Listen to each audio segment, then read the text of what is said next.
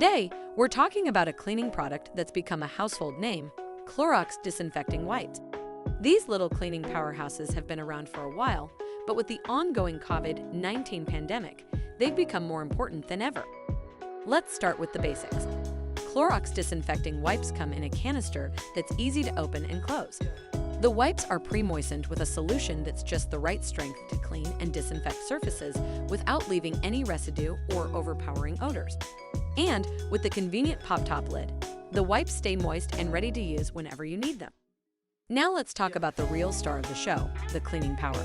Clorox disinfecting wipes use a powerful disinfectant called sodium hypochlorite, which can kill 99.9% of germs, including viruses that cause the flu and the common cold. And, as we all know, keeping surfaces clean and disinfected is more important than ever. These wipes can be used on most hard, non-porous surfaces, including stainless steel, sealed granite, tile, and more. The ease of use is another great feature of these wipes. Simply pull one out of the canister, wipe down the surface you want to disinfect, and toss the used wipe in the trash. There's no need to worry about getting the right amount of disinfectant spray or wiping down the surface with a towel afterward. With Clorox disinfecting wipes, it's all right there in one convenient wipe. Another thing that sets these wipes apart is the peace of mind they provide.